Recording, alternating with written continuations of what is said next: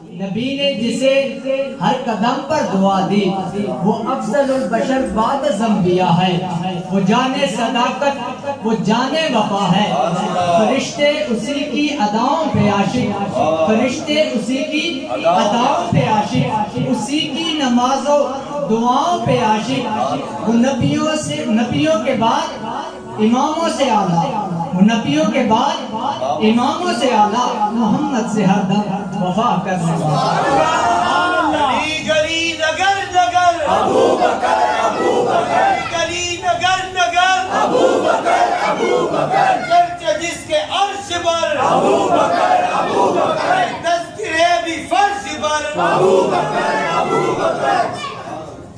اللہ تعالیٰ کی حمد و ثنا اور حضور علیہ السلام کی درگاہ میں درود پاک کا نذرانہ پیش کرنے کے بعد نہایت ہی واجب الاحترام حاضرین و سامعین کرام، السلام علیکم ورحمۃ اللہ وبرکاتہ۔ جیسا کہ آپ کو بخوبی علم ہے کہ ہم آج یہاں سیدنا صدیق اکبر رضی اللہ تعالیٰ عنہ آپ کے فضائل سننے کے لیے اور جو علماء ہیں وہ سنانے کے لیے حاضر ہوئے۔ اللہ تعالیٰ کی بارگاہ میں دعا ہے کہ اللہ تعالیٰ مجھے حق اور سچ بات کرنے کی اور سنا کر ہم سب کو اس پر عمل پیرا ہونے کی توفیق عطا۔ جس طرح حضرت یوسف علیہ السلام کو ایک اعزاز حاصل ہے، وہ انبیاء علیہ السلام جن کے نبیوں میں 4 پشتوں میں نبی ہیں۔ حضرت ابراہیم علیہ السلام آپ کے پردادا وہ نبی، اس کے بعد حضرت اسحاق علیہ السلام آپ کے دادا وہ نبی، حضرت یعقوب علیہ السلام آپ کے والد وہ نبی، اور پھر حضرت یوسف علیہ السلام وہ نبی۔ انبیاء علیہ السلام میں حضرت یوسف علیہ السلام کو ایک یہ مقام حاصل ہے کہ وہ 4 پشتوں میں نبی ہیں، اور صحابہ کرام رضی اللہ تعالیٰ عنہ میں یہ مقام سیدنا صدیق اکبر کو حاصل ہے۔ آپ کے والد صحابی، آپ خود صحابی، آپ کی اولاد صحابی، اور آپ کے اولاد کی اولاد بھی صحابی ہیں۔ حضور علیہ السلام نے ارشاد فرمایا کہ صحابہ 360 ایسی خصلتیں ہیں کہ ان میں سے اگر کوئی ایک بھی کسی انسان میں ہو تو اللہ تعالیٰ اس کو جنت عطا کرے گا۔ سیدنا صدیق اکبر کھڑے ہوئے اور عرض کی حضور کیا ان 360 میں سے کوئی ایک مجھ میں بھی ہے؟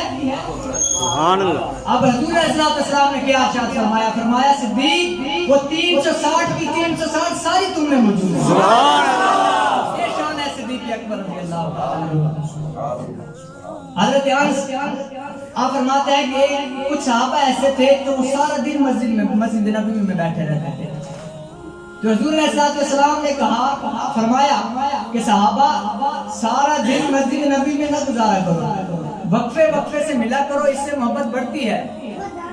یہ بات جب سیدنا صدیق اکبر تک پہنچی تو آپ نے ظہر کی نماز پڑھی، گھر چلے گئے، عصر کی پڑھی، پھر گھر چلے گئے، مغرب کی پڑھی، پھر گھر چلے گئے۔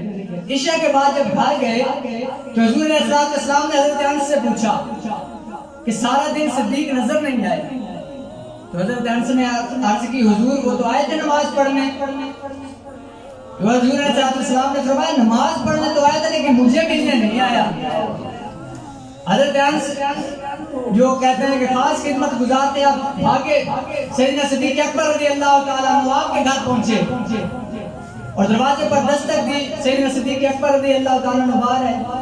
فرمایا انس عرض کی صحابہ کیا اکٹھے ہو کے آئے ہو، کیا ہوا؟ تو حضرت انس نے کہا کہ صدیق آپ سارا دن حضور علیہ السلام سے نہیں ملے، حضور علیہ السلام بے چین ہیں۔ سیدنا صدیق اکبر حضور علیہ السلام کی بارگاہ میں حاضر ہوئے، عرض کی حضور میں حاضر ہوں۔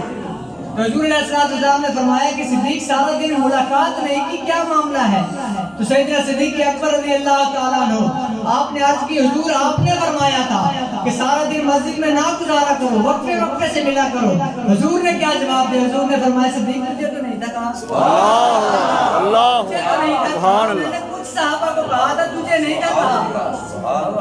یہ تھی حضور علیہ السلام کی محبت سیدنا صدیق اکبر سے۔ اب سیدنا صدیق اکبر کی محبت حضور سے سنیے۔ حضور علیہ السلام اور سیدنا صدیق اکبر رضی اللہ تعالیٰ عنہ آپ جب ہجرت ہوئی، ہجرت کا حکم ہوا، سیدنا صدیق اکبر حضور علیہ السلام جب سیدنا صدیق اکبر کے گھر پہنچے تو آپ نے دستک دی. سیدنا صدیق اکبر دروازے پر کھڑے تھے. چھوٹے چھوڑ دیں. صدیق اکبر نے دروازہ کھولا تو حضور علیہ السلام نے پوچھا کہ صدیق کیا دروازے پر ہی کھڑے تھے, اتنی جلدی دروازہ کھول دیا؟ تو سیدنا صدیق اکبر نے عرض کی حضور آپ نے جب فرمایا تھا نا کہ صدیق ایک رات میں آؤں گا, ہم ہجرت کریں گے, حضور میں اس رات سے دروازے پر ہی کھڑا ہوں. حضور علیہ السلام کو جب لے کر سیدنا صدیق اکبر گھر سے نکلنے لگے,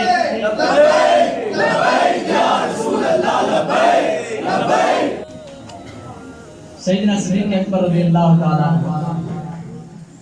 جب حضور علیہ السلام کو لے کر گھر سے نکلنے لگے تو آپ کی بیٹی, آپ کی صاحبزادی حضرت اسماء رضی اللہ تعالیٰ, آپ نے اپنے ابو جان کو بلایا کہ ابا جان یہ اللہ تعالیٰ کی امانت ہے, اگر ان کی حفاظت کرنے کے لیے اپنی جان بھی دینی پڑے تو اپنی جان کی پرواہ نہیں کرنی, اللہ تعالیٰ کی امانت کی حفاظت کرنی ہے. جب یہ بات کی نا حضرت اسماء رضی اللہ تعالیٰ عنہ نے تو سیدنا صدیق اکبر رضی اللہ تعالیٰ عنہ نے اپنی بیٹی کا ماتھا چوما اور فرمایا کہ بیٹی مجھے آج معلوم ہو گیا جس طرح صدیق حضور سے محبت کرتا ہے اسی طرح صدیق کی اولاد بھی حضور سے محبت کرتا ہے.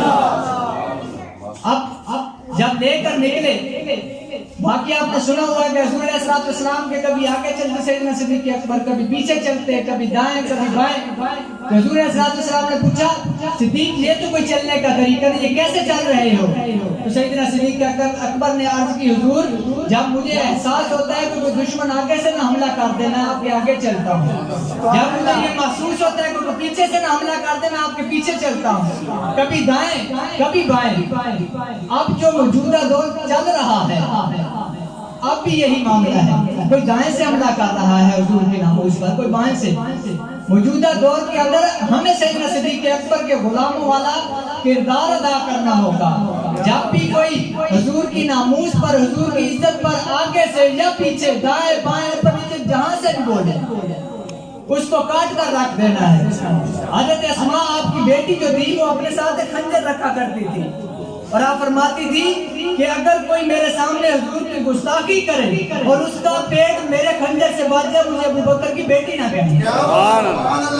آپ حضور کے جو غلام مرد تھے ان کی تو شان ورا ہے, آپ کی جو غلام عورتیں تھی ان کی شان بھی ہے. اللہ تعالیٰ کی بارگاہ میں دعا ہے کہ اللہ تعالیٰ ہمیں حق اور سچ بات کو سیکھ کر اس پر عمل پیرا ہونے کی توفیق عطا فرمائے.